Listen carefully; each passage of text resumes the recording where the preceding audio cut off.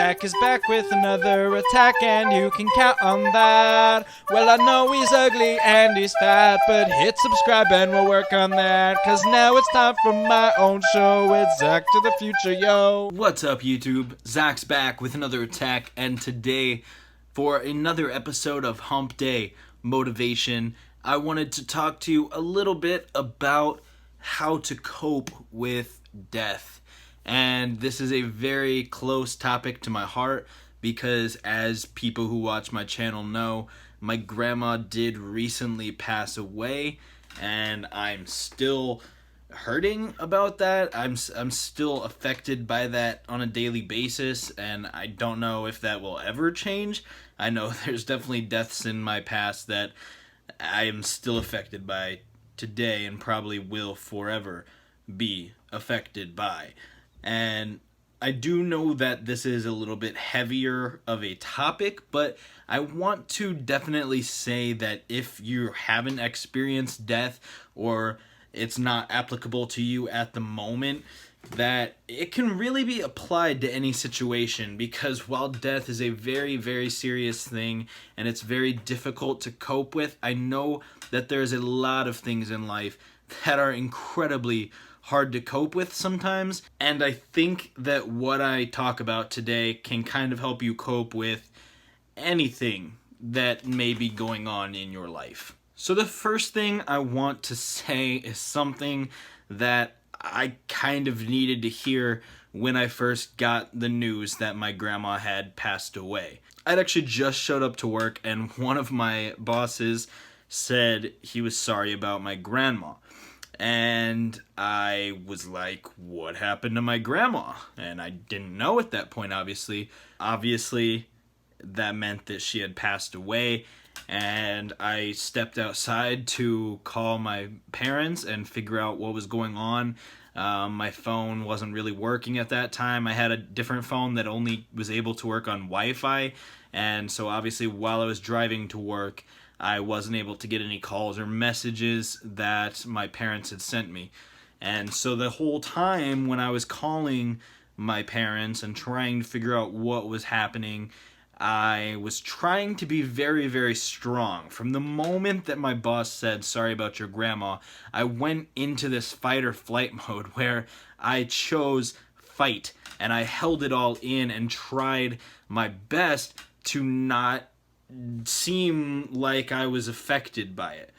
And even when I got to the hospital and was trying to keep it all together, part of me just felt empty, and that wasn't good. I knew that it wasn't helping anything for me to try and stay strong in the situation, for me to pretend like it wasn't as big of a deal as it was.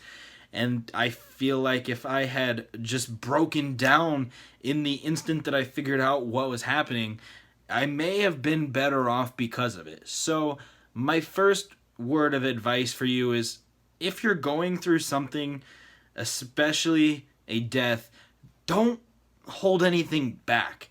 Don't feel ashamed to react to a situation. Anytime you're coping with anything major like this in life, you have to be able to break down and cry or scream or whatever you feel like you may need to do. There's no emotion that is ever too extreme to react to any big situation. Anytime something major happens, you should never feel ashamed to let yourself feel it and react. That's my number one advice. Another thing I have to say is that you need to remember to breathe. At the same time, I didn't know what to do. Once I called my wife, I did break down crying. Just telling her I love her, it's one of those things where you don't really think about that until the moment comes, and then you start thinking, when's the last time I told my grandma that I love her?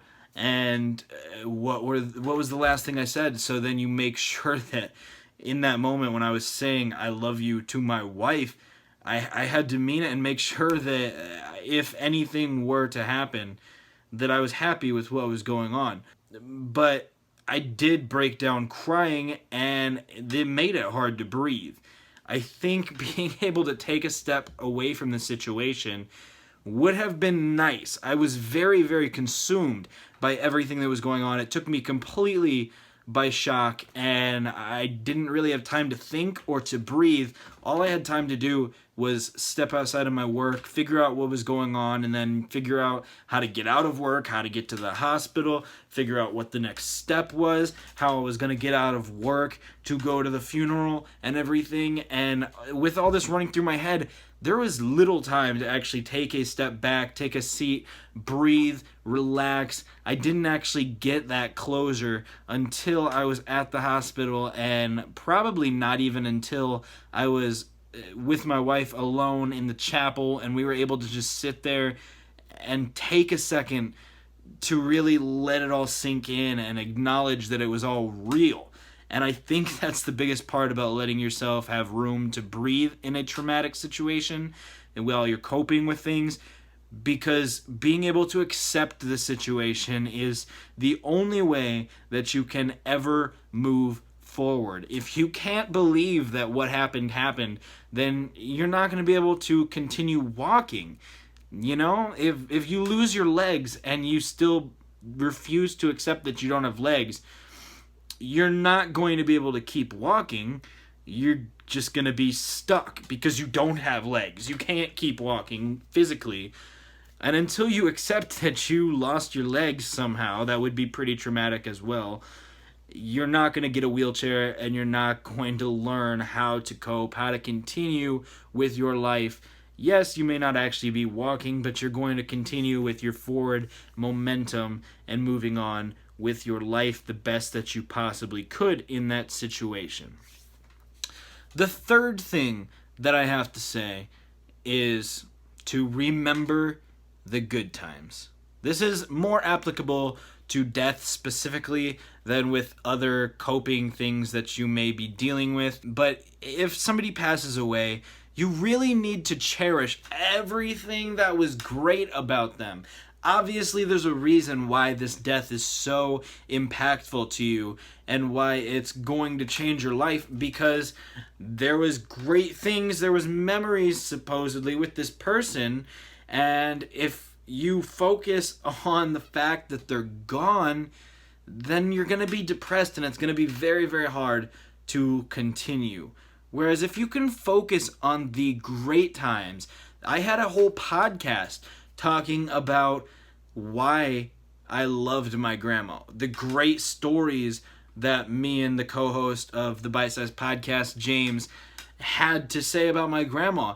I really think that that is an important step to anything. And even if it's not specifically remembering the good times with other coping mechanisms, maybe you just got a bad grade and you've only ever got straight A's and you got an F on your latest report card, and you need to cope with that.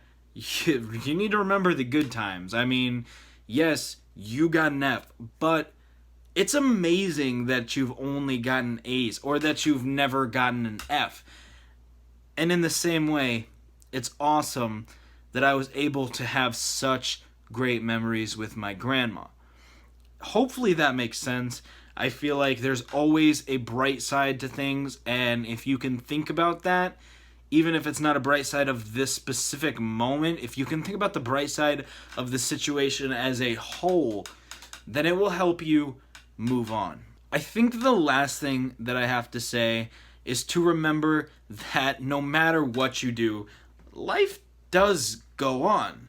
I think that a lot of times you really get caught up in the moment and everything that's going on to the point where you don't think, I've lived 23 years before this.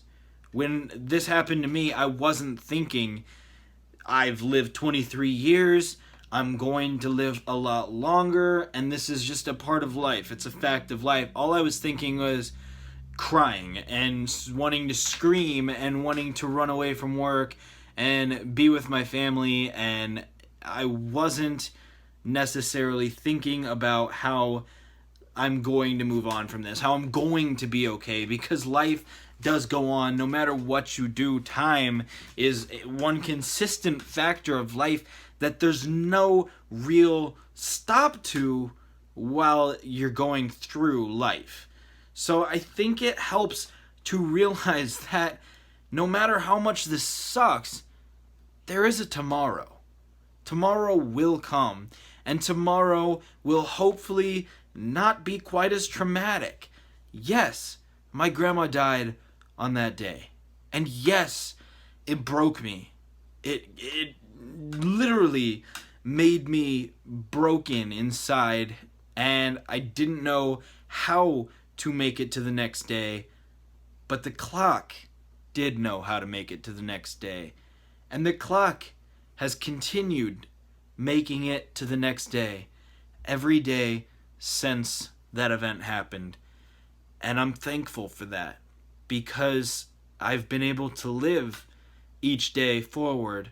I've been able to spend time with my family. I've been able to spend time with my wife and tell people that I love them and hope that this situation doesn't happen to any of them, obviously, but if it did, then I still had those moments with them that become those great memories. And when that day does come, when I can take a step back and breathe and think about how life keeps going, and I can think about the great times that time continuing to move has allowed me to have, and I have accepted the situation, everything will be easier. Everything will be smoother into tomorrow. Hopefully this all made sense. Hopefully you guys like this. This was a little bit of a harder topic to talk about, and I know that some of it is definitely stuff that I wish I had a video to watch telling me this when I got that terrible news. And maybe you need to hear this right now. So I hope you guys have enjoyed, even if it's not necessarily the best time for you right now. I've been Zach. I love you guys. And I hope that you know that. And I hope that no matter what happens, you guys get through it. Because I know that there is a tomorrow, and there's gonna be another video tomorrow. So hopefully you enjoy that too. I'm here for you. I'm Zach. Don't you do crack, because I love you. And I don't want to see anything happen to you. I don't want another thing to cope about. And I will catch you in the future. Thank you so much for watching, guys. I'm Zach. Don't you do crack. Hit like, subscribe, comment, all that other crap YouTubers say, and I will catch you in the future.